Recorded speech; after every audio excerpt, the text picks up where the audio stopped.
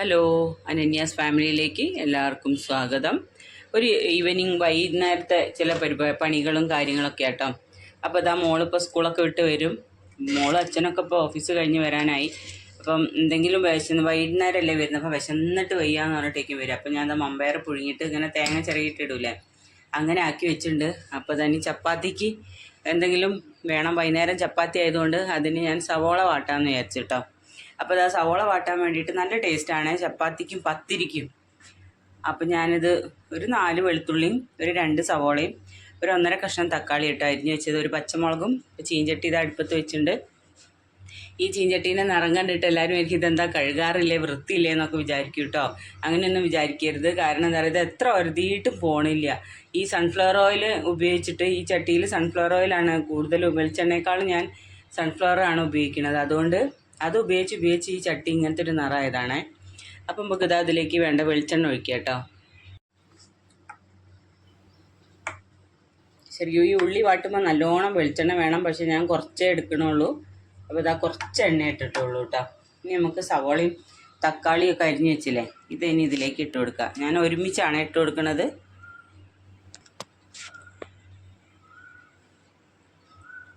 വെളുത്തുള്ളി ഒന്ന് മാറ്റി വെക്കുക.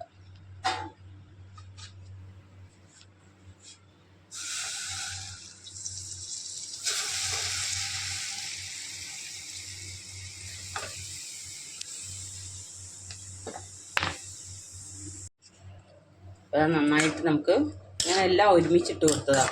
കാരണം തക്കാളിക്കും സവാളയ്ക്കൊക്കെ ഒരേ വേവായിട്ടുണ്ട്, കാരണം അത്രയും കട്ടിയുള്ള തക്കാളി ആയതുകൊണ്ട്. അപ്പോൾ ഇതാ നന്നായിട്ട് ഇളക്കി കൊടുക്കാം.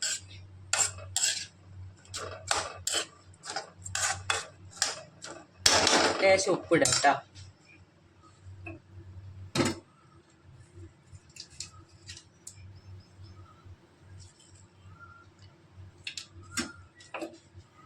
ഗ്യാസ് സിമ്മാക്കി വെച്ചൊന്ന് കൂട്ടി കൊടുക്കാം. എന്നിട്ട് നന്നായിട്ടൊന്ന് വഴണ്ട് വരട്ടെ.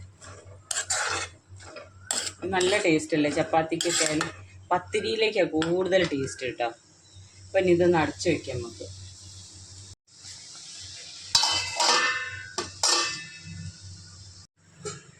ഇതാ ചായ റെഡിയാക്കി വെച്ചിട്ടുണ്ട്. ഇപ്പം എത്തുമ്പം തന്നെ ചായ കിട്ടണം. അപ്പം ഞാൻ ചായയൊക്കെ റെഡിയാക്കി വെച്ച്, ചായക്കുള്ള കടിയാണ് ഇപ്പോൾ ഇത്, ഈ മമ്പയർ. അപ്പോൾ ഇത് പുഴുങ്ങിയത് മോള് കഴിക്കില്ല, അത് അച്ഛനോ ഇഷ്ടമുള്ളൂ. അപ്പം അവളെ നിർബന്ധിച്ച് കഴിക്കാൻ വേണ്ടി പറഞ്ഞാൽ അത് കഴിക്കില്ല. അവൾക്ക് വല്ല സ്നാക്സോ അങ്ങനത്തെയൊക്കെയാണ് വേണ്ട. അപ്പം ഞാൻ ഇന്ന് മമ്പയറിൻ്റെ ഇതാണ് ഉണ്ടാക്കി, കോൾഡൊക്കെ ഉള്ളതുകൊണ്ട്.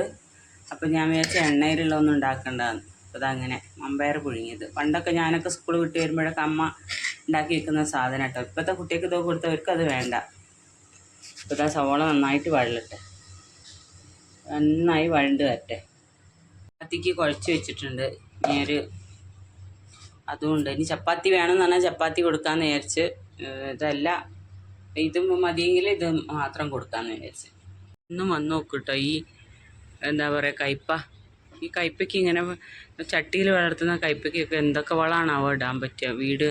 നമ്മുടെ ഫ്ലാറ്റിൽ നിൽക്കുമ്പോൾ നമുക്ക് നാട്ടിലത്തെ പോലത്തെ വളങ്ങളൊന്നും കിട്ടൂലല്ലോ. ഇത് അങ്ങനെ പൂവിട്ട് ഇങ്ങനെ വരുന്നുണ്ട്. ഇതുണ്ടാവുമെന്നൊന്നും അത്ര ഉറപ്പില്ല കേട്ടോ. എന്നാൽ ഈ ഒരു മൂടൽ കണ്ടാൽ വിചാരിക്കും മഴ പെയ്യുന്നു, മഴക്കാറുള്ള മാതിരിയുണ്ട്. അങ്ങോട്ടൊക്കെ ഒരു മൂടൽ, പക്ഷെ മഴയൊന്നും പെയ്യുന്നില്ല. വിങ്ങിയിട്ടുള്ളൊരു തരം ചൂടാണ് ഇപ്പോൾ ഉള്ളത്, ഒരു വിങ്ങൽ ചൂട്.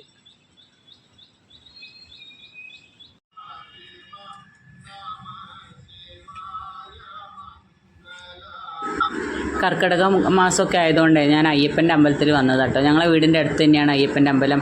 അപ്പം പെട്ടെന്ന് പോയി വരാനും പറ്റുന്നതാണ്. പിന്നെ എന്ന് പറഞ്ഞാൽ ഗുരുവായൂർ അമ്പലത്തിൽ ഞങ്ങൾ പിന്നെ ഇടയ്ക്കിടയ്ക്ക് പോകാറുണ്ട്. അപ്പോൾ പിന്നെ അവിടേക്ക് കുറച്ചൊരു ദൂരം ഉള്ളതുകൊണ്ട് ഇതാകുമ്പോൾ പിന്നെ ഞങ്ങളെ തൊട്ടടുത്താട്ടോ. അപ്പോൾ ഞങ്ങൾ അയ്യപ്പൻ്റെ അമ്പലത്തിലൊക്കെ വന്ന് വൈകുന്നേരമല്ലേ അത് തൊഴുത് ഒന്ന് പോകാമെന്ന് വിചാരിച്ച്. അങ്ങനെ ഞങ്ങൾ അയ്യപ്പൻ്റെ അമ്പലത്തിലൊക്കെ വന്ന് പോയപ്പം കൊറിയർ വന്നിട്ടുണ്ട് കേട്ടോ, കുത്താമ്പള്ളിയിൽ നിന്ന്.